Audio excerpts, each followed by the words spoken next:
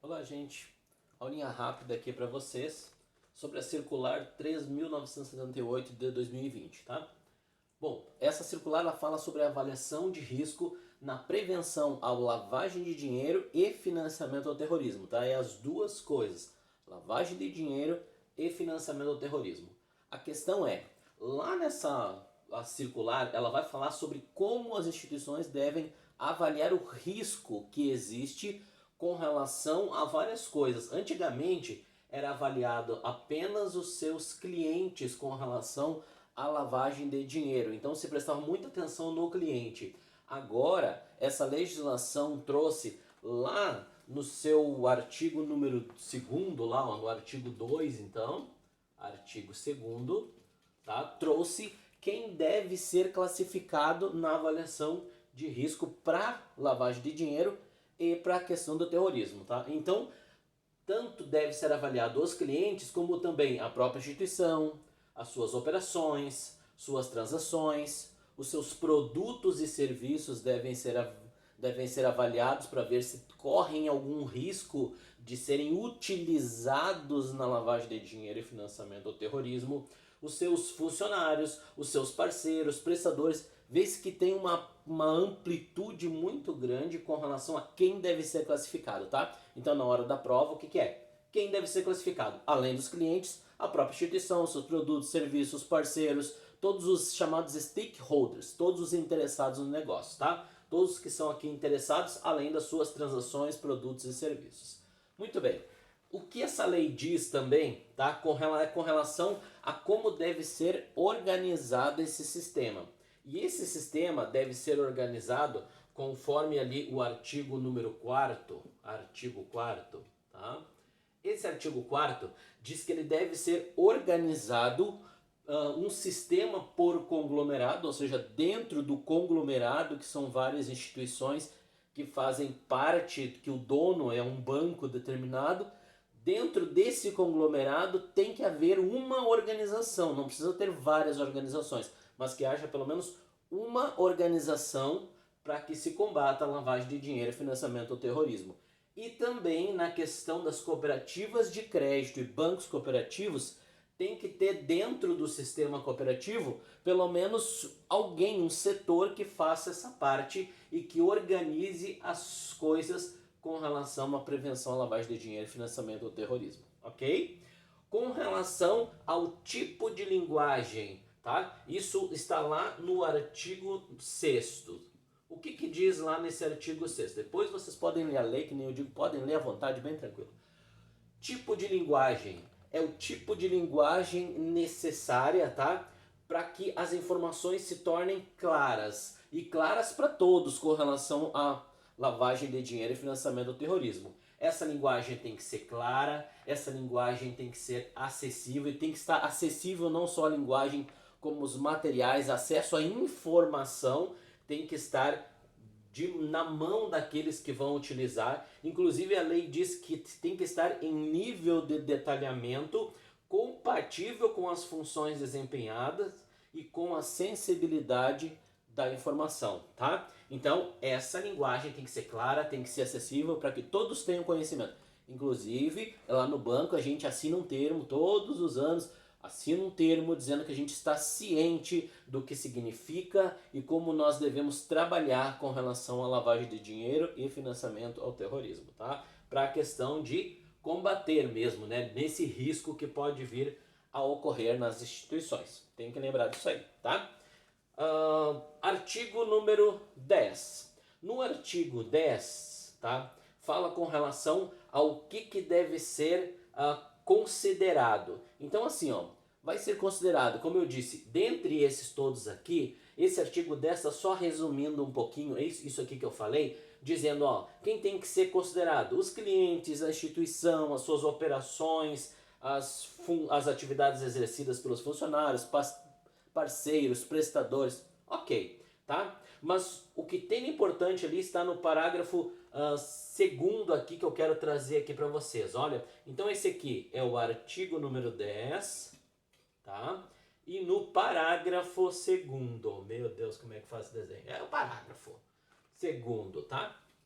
Esse parágrafo segundo, o que ele vai dizer lá? Ele vai falar sobre os impactos que existem nesse risco, ou seja, o que esse risco pode causar na instituição, e é por isso que nós do banco temos que aprender sobre isso, para que a gente entenda qual o risco que isso tem para a própria instituição, para a continuidade da instituição, tá? E também quais os impactos que podem ocasionar no dia a dia dela. Primeiro, aqui estão os impactos, tá? Os impactos principais. Eu tenho que lembrar que pode ter um impacto financeiro.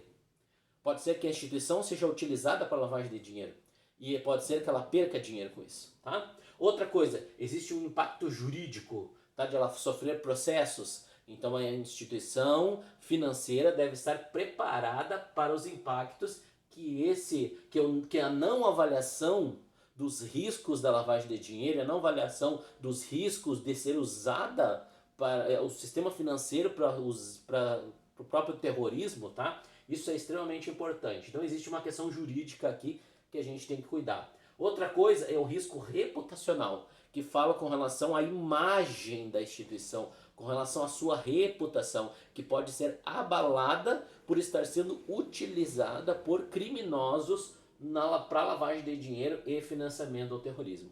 E também existe um risco socioambiental. E esse risco socioambiental, ele tem a ver com as pessoas e tem a ver com o próprio meio ambiente. Então pode ser que alguma coisa afete a questão socioambiental da empresa nesse formato aqui de prevenção à lavagem de dinheiro e financiamento ao terrorismo. Ok, essa primeira partezinha aqui? Tranquilo. Então vamos lá.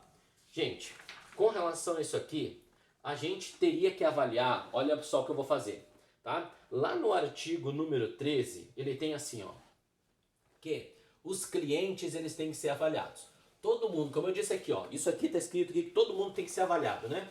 Tudo tem que ser avaliado, até mesmo as operações. Agora, os clientes, eles receberão, já que eles são as pessoas que, quem sabe, seriam aqueles que, em alguns clientes, podem tentar usar o sistema financeiro para fazer a lavagem de dinheiro. Então, nesse caso, vai haver uma atenção dada aos clientes aqui, na própria legislação, tá? E aí começa lá no artigo 13. Esse artigo 13, ó, então estou saindo do artigo 2º, estou falando do artigo número 13. Artigo 13. Esse artigo 13, ele vai falar com relação a como a instituição ela vai fazer a avaliação dos seus clientes. Então ela tem que fazer 3 coisas quando ela vai avaliar um cliente de acordo com o artigo 13, tá? Que é a identificação, a qualificação e a classificação. Então, esses 3 itens são extremamente importantes, tá, para a gente saber para a hora da prova. Que quando o banco faz essa identificação, essa qualificação e essa classificação, inclusive a lei diz que ele pode até fazer um batimento de dados de caráter público e de caráter privado. O que isso quer dizer? Pode pegar as informações privadas da pessoa que ela tem lá no banco e comparar até mesmo com as informações públicas em redes sociais, em fotos, aquilo que a pessoa publica, para poder ter uma avaliação correta do seu cliente. Então esses itens são importantes eu saber quais são, né? Então vamos lá, ó, a identificação, eu vou colocar só o início aqui, ó, identificação, a qualificação e a classificação desses clientes. Inclusive, a legislação trata cada item desse aqui dizendo como isso deve ser feito, tá? Então assim, ó, lá no artigo número 16, tá? Agora a gente fala do artigo número 16, ele tem ali, ó, artigo 16. Artigo 16 trata desse aqui, desse primeiro ponto, da identificação. E ele diz o seguinte, que na hora de eu identificar o meu cliente, eu vou ter que identificar ele entre pessoa física ou pessoa jurídica. Ok, muito fácil, né? Saber que ele tem o CNPJ, pessoa jurídica, CPF, pessoa física. Só que olha só, é diferente a questão da identificação aqui.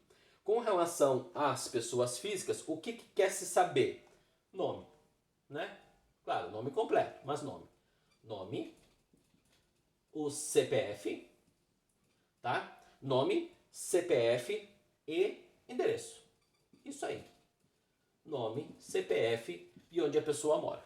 Esses são os dados básicos, tá? Dados básicos que entram na questão de identificação. Com relação às empresas, o que tem que saber? O nome da empresa. Só que quando se trata em nome de empresa, a gente chama de firma ou denominação social, tá? Então vou botar aqui, denominação social. É basicamente o nome da empresa, né? Dizer qual é o nome da empresa aqui. E é claro, aqui tem CPF, aqui tem que ter o seu CNPJ, ok? Também tem que ter o endereço na pessoa física, também o endereço na pessoa jurídica. Então vamos lá, endereço na pessoa jurídica, tá? Endereço na pessoa jurídica. Então tá, esse endereço, claro, é da empresa, ok? Então a mesma coisa, você precisa as mesmas ideias. A denominação social, que seria o nome da pessoa física, o CNPJ, que é o mesmo CPF lá, e o endereço da pessoa jurídica, o mesmo CPF, o mesmo endereço lá da pessoa física, ok? Isso é a forma da gente fazer a identificação de acordo com a lei. Mas olha só, quando se fala agora em qualificação, quando eu vou conhecer o meu cliente, vou qualificar ele, vocês podem ir lá para o artigo 18, tá? O artigo 16 é a identificação. O artigo 18, ele vai falar da qualificação. E aí, eu vou resumir aqui a questão da qualificação, tá? Vamos resumir aqui. A qualificação, que é esse item aqui, ó, que eu estou trabalhando aqui da qualificação, tá?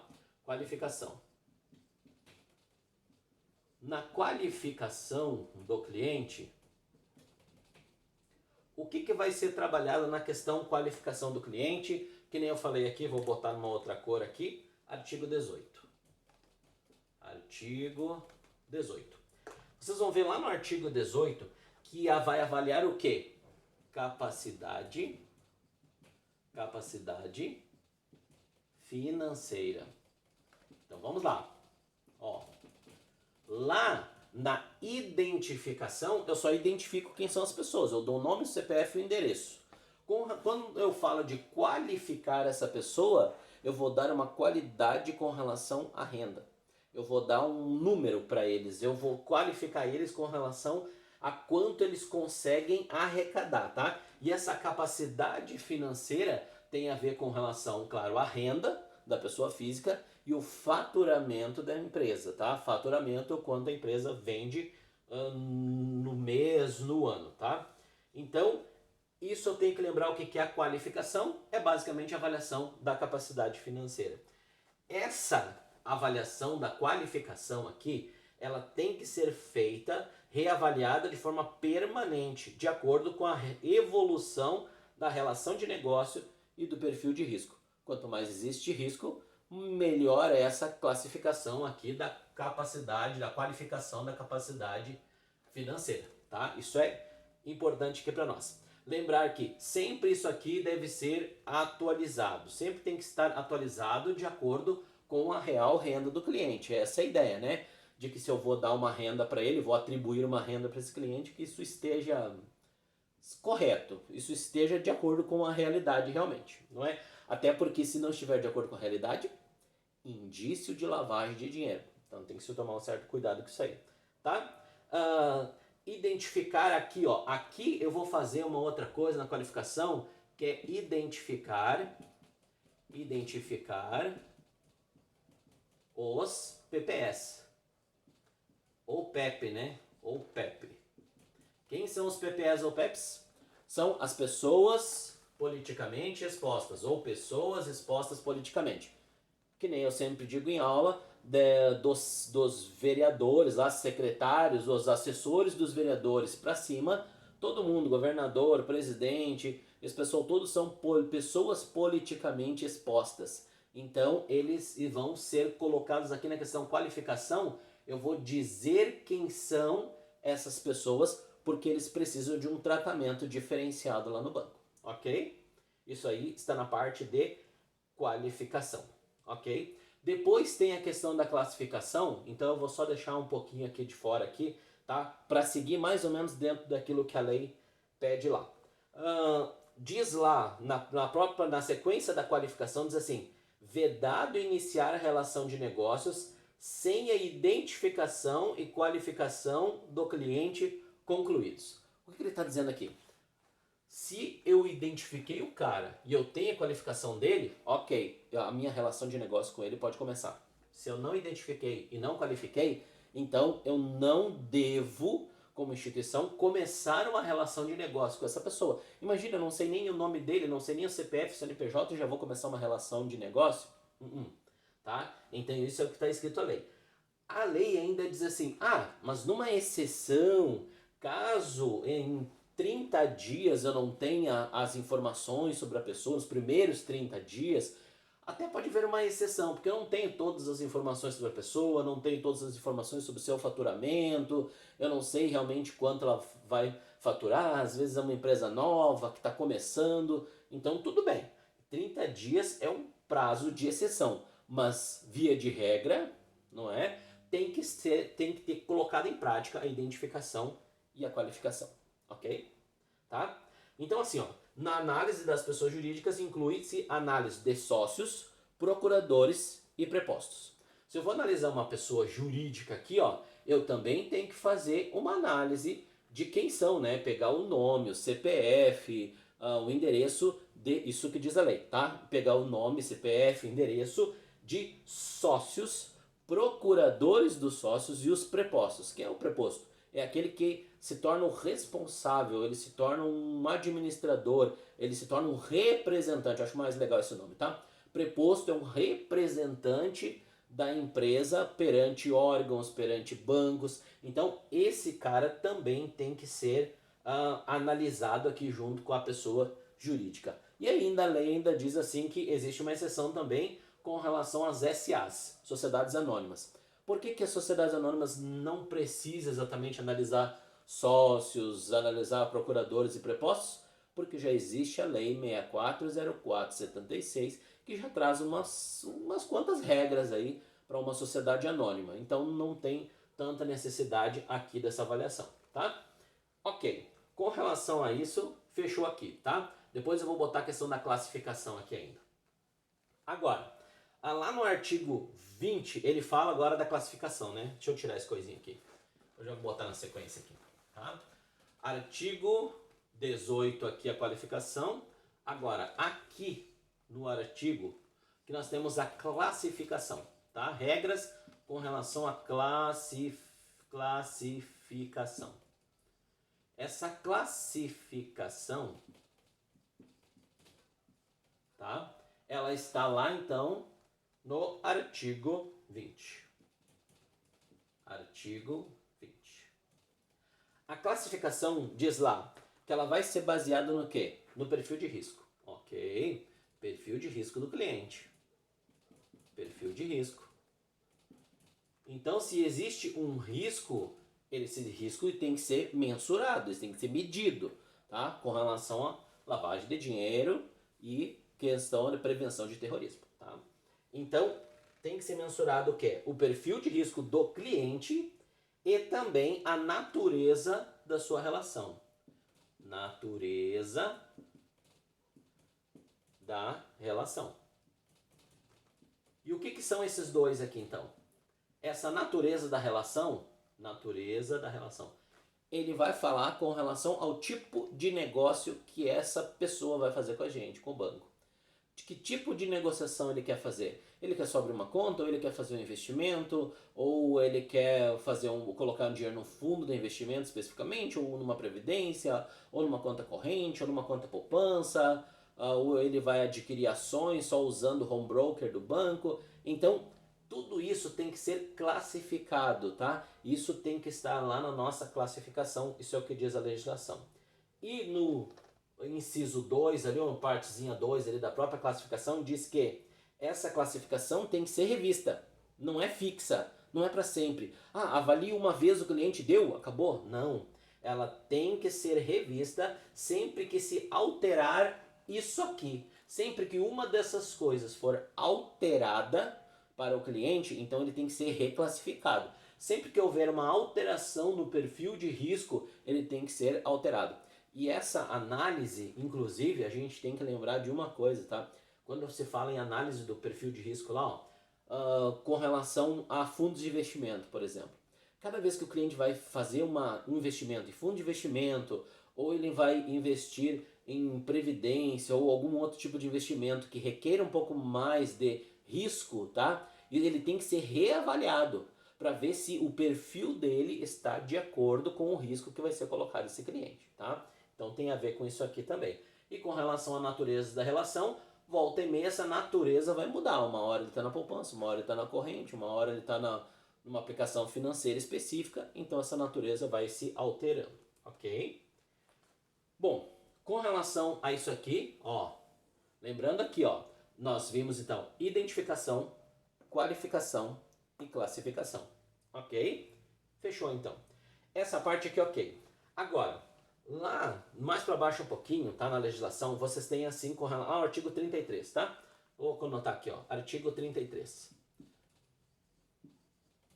É importante a gente lembrar que todas as operações com relação à espécie, tá? Espécie. O que são operações em espécie? Espécie. Operações em espécie são operações em dinheiro. Se a pessoa fizer operações em dinheiro, tá? Que sejam a partir de, ou melhor, iguais, tá? A 2.000, ou mais, o que eu tenho que fazer lá no banco, tá? Eu, como um caixa, estou recebendo lá um depósito da pessoa. E a pessoa levou 2.000 só para depositar lá no caixa, tá? Não no caixa eletrônico. Caixa eletrônico ela deposita lá tranquilo. Mas ela depositou 2.000 ou mais. O que eu, como banco, tenho que fazer? Tenho que pegar o nome dessa pessoa, nome completo, tá? E o CPF. Olha só o que a legislação está dizendo.